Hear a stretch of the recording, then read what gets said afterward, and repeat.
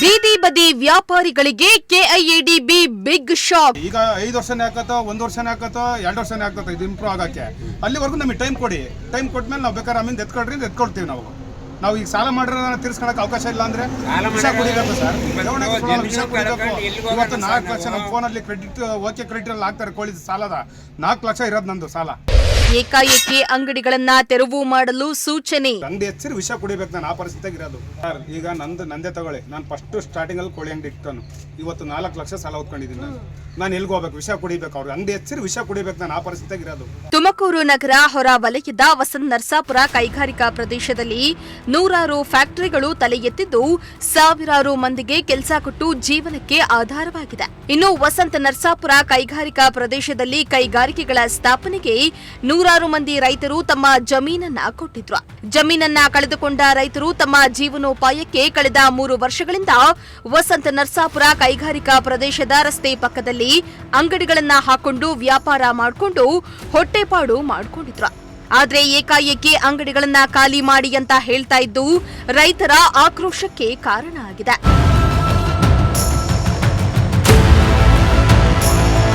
ಹೌದು, ವಸಂತ ನರಸಾಪುರ ಕೈಗಾರಿಕಾ ಪ್ರದೇಶದಲ್ಲಿ ಅಭಿವೃದ್ಧಿಗಾಗಿ ಬೀದಿ ಬದಿ ಅಂಗಡಿಗಳನ್ನ ತೆರವು ಮಾಡುವಂತೆ ಕೆಐಎಡಿಬಿ ಇಲಾಖೆಯವರು ಸೂಚನೆಯನ್ನ ಕೊಟ್ಟಿದ್ದಾರೆ. ಇದರಿಂದ ಕೆರಳಿರೋ ಬೀದಿ ಬದಿ ಅಂಗಡಿಯವರು ಕೆಐಎಡಿಬಿ ವಿರುದ್ಧ ಕಿಡಿಕಾರ್ತಿದ್ದಾರೆ. ವಸಂತ ನರಸಾಪುರದಲ್ಲಿ ಇದ್ದ ನಮ್ಮ ಜಮೀನನ್ನ ಕಾರ್ಖಾನೆಗಳಿಗೆ ಕೊಟ್ಟಿದ್ದೇವೆ. ಜೀವನ ಮಾಡಲು ಕೋಳಿ ಅಂಗಡಿ, ಟೀ ಅಂಗಡಿ, ಚಿಕ್ಕ ಹೋಟೆಲ್ ಹಾಕೊಂಡು ಜೀವನ ಮಾಡ್ತಾ ಇದ್ದೀವಿ. 3 ವರ್ಷದಿಂದ ಅಂಗಡಿ ಹಾಕೊಂಡು ಜೀವನ ಮಾಡ್ತಾ ಇದ್ದು ಇದೀಗ ಏಕಾಏಕಿ ಬಂದು ಅಂಗಡಿಯನ್ನ ಖಾಲಿ ಮಾಡ್ಕೊಂಡು ಹೋಗಿ ಅಂದ್ರೆ ಎಲ್ಲಿಗೆ ಹೋಗ್ಬೇಕು? ಈ ಅಂಗಡಿಯನ್ನೇ ನಂಬಿಕೊಂಡು ಫೈನಾನ್ಸ್ಗಳಲ್ಲಿ ಸಾಲ ಮಾಡ್ಕೊಂಡಿದ್ದೇವೆ. ಇದೀಗ ಅಂಗಡಿಯನ್ನ ಎತ್ತಿ ಅಂದ್ರೆ ಎಲ್ಲಿಗೆ ಹೋಗ್ಬೇಕು ಎಂದು ಕಿಡಿಕಾರಿದ್ದಾರೆ. ಫುಟ್ಪಾತ್ ಅಂಗಡಿ ಏನು ಎತ್ತಿಸ್ಬೇಕು, ಮತ್ತೆ ಇಂಡಸ್ಟ್ರಿಯಲ್ ಒಂದು ಅಂಗಡಿ, ಬಿಲ್ಡಿಂಗ್ ಅಂಗಡಿಗಳು ಇರ್ಕೂಡ್ದು, ಯಾವ ಇರ್ಕೂಡ್ದು. ಆ ಥರ ಎತ್ತಿಸ್ಲಿ, ಆಮೇಲೆ ನಾವು ಎತ್ಕೊಂತೀವಿ. ಇಷ್ಟು ಹೇಳ್ತೀವಿ ಸ್ವಾಮಿ. ನಾವು ಬಿಲ್ಡಿಂಗ್ ಪರ್ಮಿಷನ್ ಇಲ್ಲ.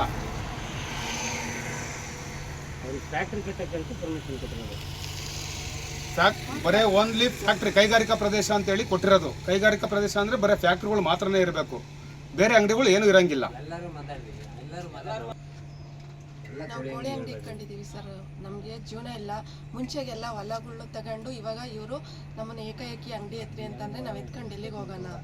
ಅದಕ್ಕೆ ನಾವು ಎತ್ತಕ್ಕಾಗೋದಿಲ್ಲ.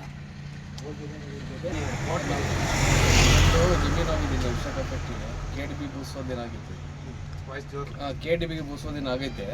ನಾವಿವಾಗ ಚಿಕ್ಕದಾಗಿ ಒಂದು ಟೀ ಅಂಗಡಿ, ಟೀ ತಿಂಡಿ ಹೋಟೆಲ್ ಮಾಡ್ತಾ ಇದ್ದೀವಿ. ಅದಕ್ಕೆ ಅದು ಬಿಟ್ಟರೆ ನಮಗೆ ಬೇರೆ ಕಡೆ ಎಲ್ಲೂ ಮಾಡೋದಕ್ಕೆ ಜಾಗ ಇಲ್ಲ. ಅದಕ್ಕೆ ನಮ್ಗೆ ಅಲ್ಲಿ ಅವಕಾಶ ಮಾಡಿಕೊಡ್ಬೇಕು ಅಂತ ನಾವು ಕೇಳ್ತಿದ್ದೀವಿ. ಬಟ್ ತೆಗೆದ್ರೆ ಮತ್ತೆ ನಾವು ಅಲ್ಲಿ ಬೇರೆ ಕಡೆ ಎಲ್ಲೂ ಮಾಡೋಕ್ಕೆ ನಮ್ಮ ಹತ್ರ ದುಡ್ಡು ಇಲ್ಲ, ಹಣಕಾಸು ಇಲ್ಲ.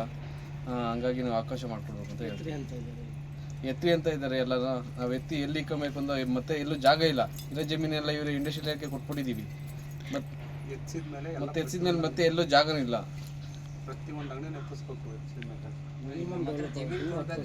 ನಿಮಗೆ ನೋಟಿಸ್ ಏನಾದರೂ ಕೊಟ್ಟಿದ್ದಾರಾ? ಇಲ್ಲ ಸರ್, ಯಾವುದು ನೋಟಿಸ್ ಏನು ಕೊಟ್ಟಿಲ್ಲ. ಈಗ ಅದನ್ನೇ ನಂಬ್ಕೊಂಡೆಲ್ಲ ಜೀವನ ಮಾಡ್ತಿದ್ದಾರೆ. ಈಗ ಸಡನ್ ಆಗಿ ಬಂದು ಎತ್ರಿ ಅಂತ ಇದ್ರೆ ಎಲ್ಲ ಹೋಗ್ಬೇಕು ಸರ್ ನಾವು. ಯಾರು ನಿಮಗೆ ಬಂದು ಹೇಳಿದ್ದು? ಯಾರು? ಕೆಡಿಬಿ ಕಡೆಯಿಂದ ಬಂದಿದ್ದಾರೆ, ಸೆಕ್ಯೂರಿಟಿಗಳು. ಹೌದು ಸರ್.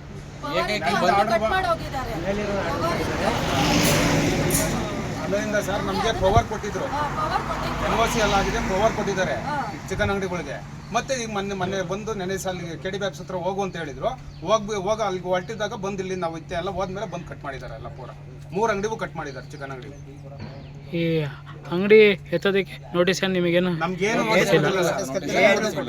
ಟೈಮ್ ಕೊಟ್ಟಿದ್ದಾರೆ ಅಷ್ಟೇ. 2 ದಿನಕ್ಕೆ ನಾವು ಅಲ್ಲಿಗೆ ಹೋಗಿ ಆಫೀಸಿಗೆ ಎಷ್ಟೆಷ್ಟ ಬೇಡ್ಕೊಂಡ್ವಿ. ಅದು ಏನು ಹೇಳಿದ್ರು ಸರ್, ಅಲ್ಲಿ ಹೋಗಿ ಕೆಡಿಬಿ ಆಫೀಸಲ್ಲಿ ಮಾತಾಡ್ದಂಗೆ ಏನು ಹೇಳಿದ್ರು, 2 ದಿವಸ ಟೈಮ್ ಕೊಡ್ತೀವಿ, ಶುಕ್ರವಾರದೊಳಗೆ ಎಲ್ಲ ಎತ್ತಬೇಕು, ಇಲ್ಲ ಬಂದು JCB ತಗೊಂಡು ಉಳಿಸ್ತೀವಿ ಅಂತಂದ್ರು. ನಾವೇನು ಮಾಡಿದ್ವಿ, ರಿಕ್ವೆಸ್ಟ್ ಮಾಡ್ಕೊಂಡ್ವಿ. ಇಲ್ಲ ಸರ್, ಸಡನ್ನಾಗಿ ಎತ್ತಕ್ಕಾಗಲ್ಲ, ಒಂದು ಕೆಂಡ ಗಾಡಿ ಮಾಡ್ಕೊಬೇಕು ಅಂದ್ರೆ 20 ದಿವಸ 25 ದಿವಸ ಬೇಕಾಗುತ್ತೆ. 1 ತಿಂಗಳು ಟೈಮ್ ಕೊಟ್ಟಿದ್ವಿ, 1 ತಿಂಗಳು ಕೊಡೋಕ್ಕಾಗಲ್ಲ ಅಂದರು. ತಿರ್ಗಿ ಆಮೇಲೆ 20ನೇ ತಾರೀಕುವರೆಗೂ ಟೈಮ್ ಕೊಟ್ಟವ್ರೆ. ನೋಟಿಸ್ ಕೊಟ್ಟಿಲ್ಲ, ಏನಿಲ್ಲ, 20ನೇ ತಾರೀಕಾಗ ಟೈಮ್ ಕೊಟ್ಟವ್ರೆ. ಅಷ್ಟರೊಳಗೆ ನಾವು ಏನಾನ ಒಂದು ಮುಂದುವರಿಯೋಣ ಅನ್ನೋ ಒಂದು ಉದ್ದೇಶಕ್ಕೋಸ್ಕರ ಈ ಥರ ಮಾಡ್ತಾ ಇದ್ದೀವಿ. ಈಗ ನಾವು ಬಡವರು, ನಮ್ಮ ಹತ್ರ ಹೊಲ ಇಲ್ಲ, ಮನೆ ಇಲ್ಲ. ಫುಟ್ಪಾತ್ ಮೇಲೆ ಜೀವನ ಮಾಡಬೇಕು, ದುಡಿಬೇಕು. ಇಲ್ಲಿ ಅಂಗಡಿಗಳಿಂದ ಯಾರಿಗೂ ತೊಂದರೆ ಆಗಿಲ್ಲ ಸರ್. ನಾವು ಅಂಗಡಿ ಮಾಡೋದ್ರಿಂದ ಯಾರಿಗೂ ತೊಂದರೆ ಆಗಿಲ್ಲ.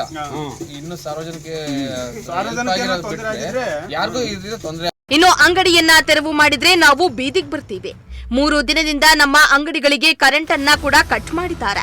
ಒಂದು ವೇಳೆ ಅಂಗಡಿ ಎತ್ತಿಸಿದ್ರೆ ಅಲ್ಲೇ ವಿಷ ಕುಡಿದು ಆತ್ಮಹತ್ಯೆ ಮಾಡಿಕೊಳ್ತೇವೆ ಎಂದು ಬೀದಿ ಬದಿ ಅಂಗಡಿಯವರು ಎಚ್ಚರಿಕೆಯನ್ನ ನೀಡಿದ್ರು. ಇನ್ನಾದ್ರೂ ಸಂಬಂಧಪಟ್ಟ ಇಲಾಖೆ ಅಧಿಕಾರಿಗಳು ಎಚ್ಚೆತ್ತು ಬೀದಿ ಬದಿ ಅಂಗಡಿಯವರಿಗೆ ಆಗ್ತಾ ಇರೋ ಅನ್ಯಾಯವನ್ನ ತಡಿಬೇಕಾಗಿದೆ. Bureau report, Prajashakti TV, Tumakuru.